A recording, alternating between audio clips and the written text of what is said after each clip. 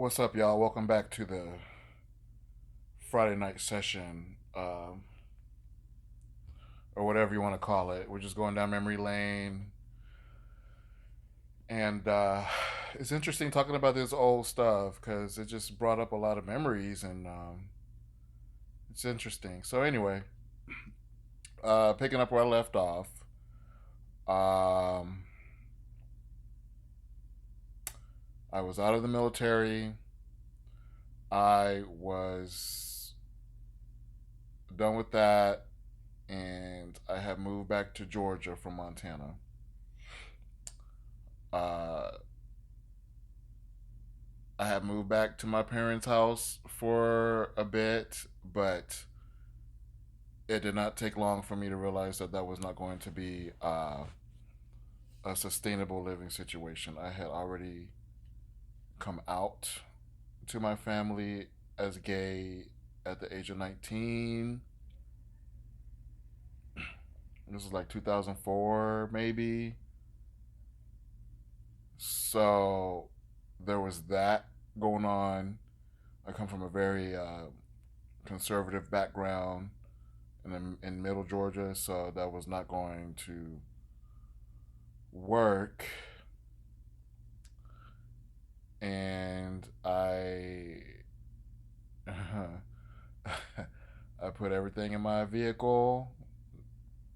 I had a Chevy Blazer at the time, and decided just to move to Atlanta. I did not have a job or anything lined up, but I had um, my will to find a better life for myself.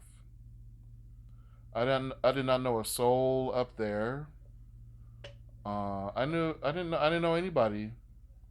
I went up there. I had a bunch of resumes with me. I did not have a place to live. This was 2006.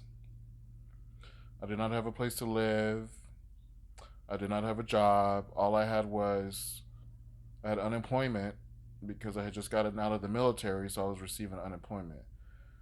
And I was probably, gosh, maybe, I don't know, maybe like $300 a week or something like that.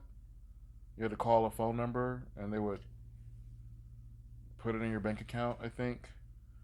After you told that you had to answer some questions like you've been looking for jobs or whatever. Y'all broke ass people know how unemployment work. Don't play stupid with me.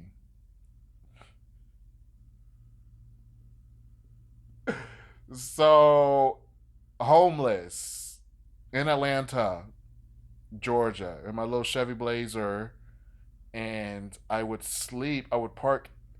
There's a mall in Buckhead called Phipps Plaza. I would park in the Phipps Plaza parking garage at night and sleep. I would fold the seats down, and that car, a 2000 Chevy Blazer, was very roomy. I'm a big dude. I had a lot of room up in there. And then I would go in the morning to the bathroom at the mall. Phipps Plaza, I don't know how it is now, but back in those days, that was a bougie mall. So that was a nice area. Buckhead, the bathrooms were clean. I go in there, brush my teeth. I had baby wipes. Hit the hot spots. I was in the military. I know how to clean myself in a situation. Ain't gonna have me walking around ATL smelling funky back in those days. And then I would just network. I would spend all day networking. I would go to the tallest. No, I wasn't qualified to do nothing. I didn't have no degree or nothing in those days. I would go. The first building I went into was the Bank of America building, and I introduced myself to everybody. I said, "Good morning. My name is Jerry Smith. I'm a United States Air Force veteran, and I'm looking for a job. Here's my resume." Them people looked at me like I was crazy. I start from the tallest floor. First, I started with the security guy in the lobby.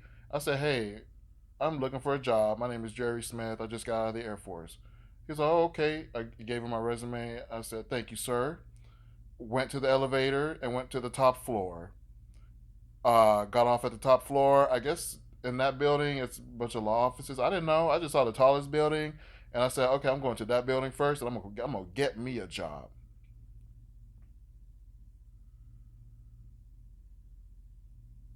Went to the top floor. The doors open. Beautiful view of Atlanta. As soon as you open the doors open, little white lady sitting at a huge desk, biggest desk I've ever seen in my life. It was probably a law firm or something. I didn't care. I had no fear. I was hungry, uh, in more ways than one, and walked up to that lady. I said, "Hi, my name is Jerry Smith. Good morning. I am a United States Air Force veteran, and I am looking for a job. Here's my resume." She looked at it. She looked at me up and down, and she said, "Thank you. Um, if we're interested, or if you meet the qualifications or something, we'll be in touch." No, good and damn well, I wasn't qualified to do nothing. A high school diploma, working in transportation in the military. I didn't care. I just wanted to show my face and let people know I was there, and I did it. And I didn't get no jobs that day, but I kept networking. And in the evenings, I would go to the bars and just buy beers or a little cocktail with my little unemployment money and sit down and at different coffee shops and stuff and think about my next steps and what I had to do next to get to my goal of getting a job. And eventually I met my friend. I met a little Mexican guy named Damien at one of the bars, and he was friendly, and we started talking. He said, "Hi, how are you?" I was like, "Good. I'm Jerry. I just moved here," and we were chit chatting. He's like, "Where are you staying?" I was like, "I don't have a place to stay. I'm homeless. I'm living in my car, but I'm looking for a job and stuff and a place to live. So, and that's why I'm here." He was like, "Really?" I said, "Yes." And he said, "Oh, okay. You know what? I don't know you, but I'm going to help you." And I noticed throughout my life that's happened to me a lot of times where I just meet complete strangers and they put a lot of trust in me. I don't know what it is about me or whatever, but he said, "I'm going to help you." And uh, we ended up hooking up that night and many other nights. But gosh, I'm noticing a trend here. Became friends with these hookups. Lord. Me and Damien actually became good friends too. He still lives there. This was 2006 when I met Damien, and Damien lived in uh, Midtown Atlanta, close to the bars, which was perfect. And he lived in one of those houses that it was like one house divided into two. So like you walk up to the house and it had two front doors. So it was like one giant house, but it was split. I don't know what you call them. So we he lived in the left side, and he had a roommate named Carlos, who was an English professor. He was gay too, and he was probably the age that I am now. Because in those days, I was probably, I don't know, shit, 24 years old probably. And I was hanging out with Damien a lot, and then Carlos was like, "Hey, I know your situation. Damien told me your situation, but if you're going to live here, you two cannot be hooking up or getting into any kind of like involved in that way. Um, but you can live here." It was a 3 bedroom place in the left side. I don't know what was going on the right. It was a bunch of college white girls living on the right side. They were nice too. But Carlos on the side where Damien and Carlos lived, it was 3 bedrooms, and they had an extra bedroom. So Carlos was like, "Hey, you can live here until you get your stuff figured out." He trusted me too. He didn't know me from a can of paint, but he let me get up in there. I could have been anybody. I could have been crazy. Carlos let me live there, and I eventually I was looking for a job every day because I've always been that type of person. I've always been a very goal oriented person. I have my clothes and everything. I iron my clothes every day. Military, them old military habits, they never leave you. I was focused. I was determined to make something of myself. I did not want to go back to Warner Robins, Georgia, because I knew Warner Robins. I would have been sad there, and it would not have been very good for my mental health. Um, but nobody was talking about mental health back in those days. I just knew I had to get up out of there. I didn't know how. I just knew I had to get up out of there. When there's a will, there's a way. I've always said that. So 2006, I'm living in Atlanta with Damien and Carlos, looking for a job, still getting the unemployment money, and then eventually I found a little job at U-Haul through a friend of Damien's, and I worked at U-Haul for like 2 weeks until I eventually got a job at the same company that Damien worked for. It was a company called IST, Innovative Service Technology, and what they did was provide like support services for different companies like law firms, Emory University Hospital, like mailroom type work. If you worked in a law firm, you were making copies of documents for the attorneys and stuff like that. But I worked at the. He got me in. That's how you get a job. That's true to this day. You have to know somebody who works somewhere. That's the best way to get a job to this day. And I worked in the mailroom at Emory University Hospital, making $9 an hour, renting a room in Midtown in Atlanta. And I was going backwards in my finances because I had to pay to park to get to. I had to pay to park at the hospital. I was making $9 an hour. I was living off of a credit card, and the credit card balance was steadily increasing because I did not have enough income to pay it down. You follow me? And Damien was always broke because he wasn't very good with his money either. But we didn't care. When you're in your 20s, oh my God, we went out. Friday night hit, baby, we get that bottle of Jose Cuervo, some lime, maybe put some Papa John's on the credit card, and we were living our best life. We would go to Blake's on the Park, me and Damien. We would go to, at the time, there was a bar called Burkhart's. We would do that and meet people. He was into black dudes, obviously, so he'd be doing his thing, I'd be doing my thing, and it was fun. And we met a lot of people, and we watched a lot of drag shows, and those were good. They weren't good times as far as like career wise or professional development wise, but they were good. They were good times as far as like being a young person and just trying to figure stuff out. They were good times. I eventually met my first boyfriend during those days, a Vietnamese guy named Try, and that helped me a lot because Try was good with his money. He was a server at this place called Steak and Ale. So I started dating Try. I met Try through a friend of mine, and yeah, God, I had a lot of friends. Damn, I ain't got no friends now. um.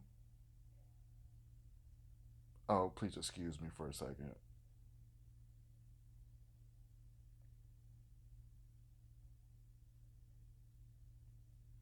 Oh, my boyfriend was texting me about something. Sorry. Um, where was I? Yeah, I met Try, and Try and I started getting more serious. So I moved out of the place I was living with Carlos and Damien, and I moved in with Try and his family. Try lived with his family, and they were Vietnamese. They are Vietnamese, and they lived south of Atlanta, south of the main part of the city in a place called Riverdale.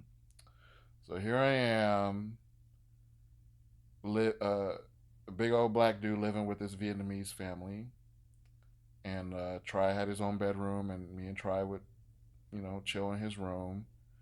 And his family was so nice to me. They did not even know me. These people were so nice to me and so welcoming and treated me like part of their family. And that's how I fell in love with Vietnamese food because his mom was such a good cook. She would cook that pho every day, and I would tear it up because my broke ass was hungry and all that Vietnamese food. And I would hang out with them, and they were so fun. They always used to have parties. His dad was so nice. Good people.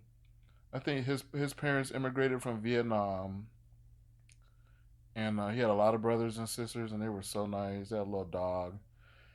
Nice, nice people. I need to I need to hit them up. I stayed in touch with them because me and Try are still friends. He lives in San Diego, but so eventually Try and I moved out and got our own apartment at the Art Center Tower in downtown Atlanta. And we lived on the 20th floor. It was a nice apartment.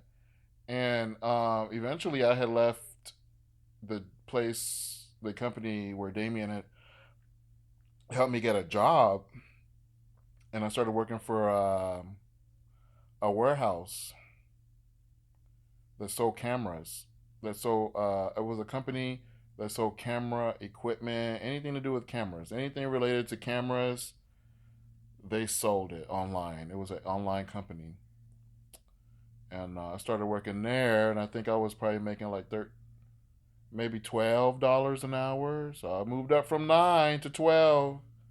It was 2007 ish, 2008, around the time the PS3 came out. Because I remember I bought a PS3 around that time. PS3. It was $600. My broke ass put it on the credit card. And Try and I were together for 4 years. And during that time, I learned a lot about myself. That was my first serious relationship, and I was not a good person in that relationship. I was a very angry person, a very violent person.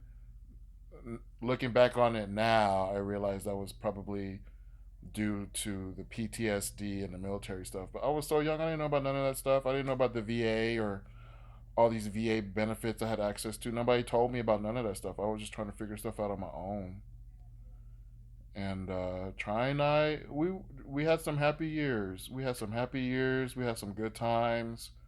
I had started going to school using my military benefits, using my GI Bill benefits because I was working. And I'll never forget this. We were chilling in his room one day at his parents' place, and he was like, "Okay, so you got your job and everything. What's next for you?" And I was like, "Well, I should probably start going to school or something." And he's like, "Yeah, you should probably get on that." And ever since then, this was what, 2006, 2007. Ever since then, I've always been a goal.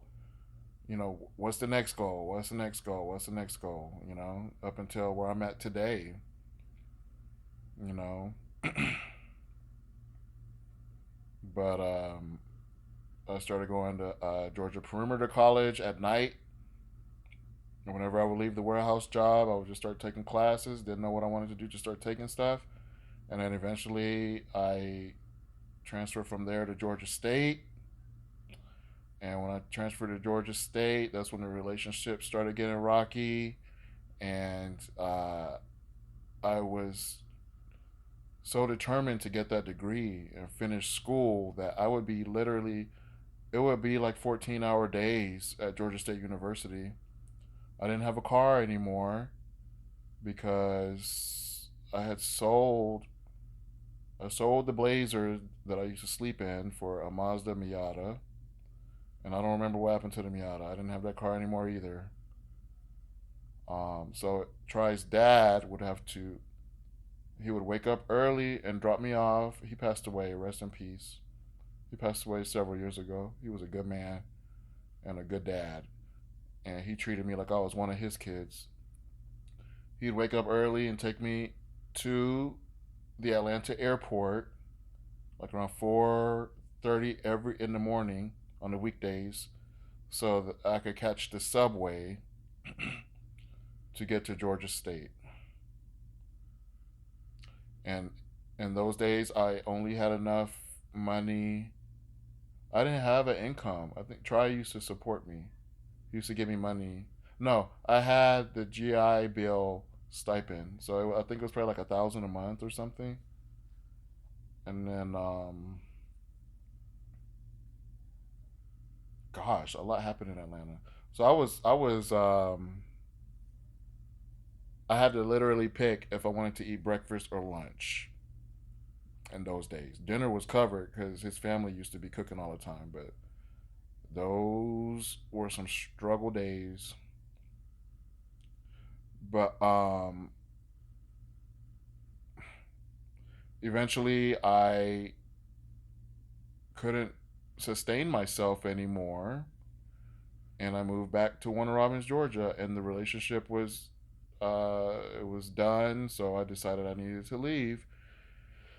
So I went back to my family's house in Warner Robins, Georgia, and I still had like 2 weeks left to finish the semester. So I was literally driving back and forth from Warner Robins, Georgia to Atlanta for like a week to finish my final exams and stuff. It was hard. It was hard, but I did it.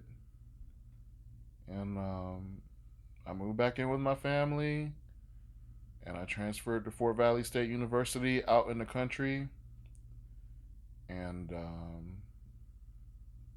I ended up getting my degree from that school, and ended up living in a not the best situation, because I was back under my parents' roof, sharing a room with my brother at the age of, at this point, what were we talking, 2009, 2010?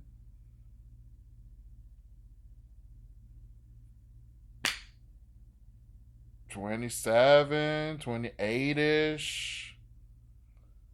Trying to figure out what the next move is. The living situation, I was not happy with it, but I had to suck it up and do what I had to do to get this piece of paper.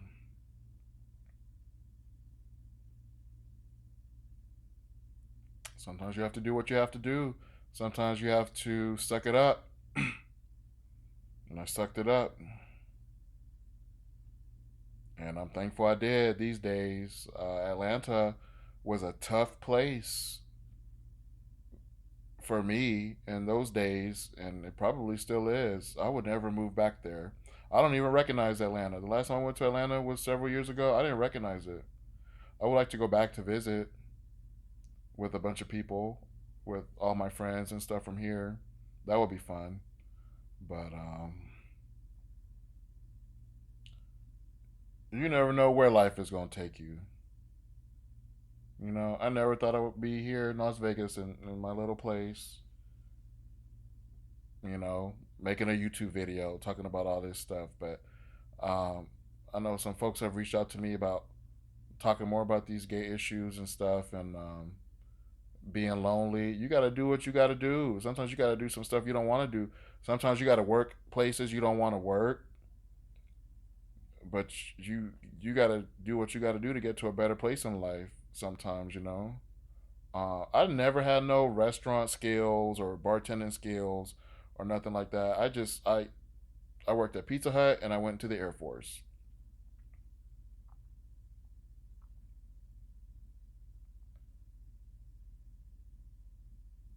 and I knew how to communicate. That's all I had going for me. And if I knew how to do some of the other stuff, I probably would have, lasted in Atlanta or something. But I was just like, man, this is too hard. So, but I tried. You know, just like when I moved to Vegas, I didn't know. I mean, I have family here, but I didn't have no job or nothing when I moved to Vegas. I made it happen. Sometimes you got to make things happen. Drove out here too. Put everything in my little Toyota Corolla back in those days in 2014 and came out here and made it happen. So if you are in a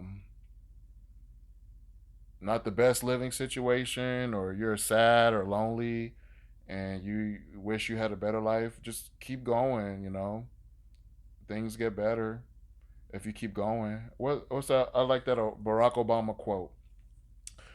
If you are on the right path and you keep going, eventually you will make progress. I like that quote. I'm a quote guy.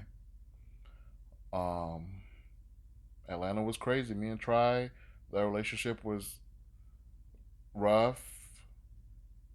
We had a couple of apartments. The last apartment we had three apartments. The last one we couldn't afford to pay the rent no more because he was struggling to keep his income up. He's doing fine now. He's so happy now.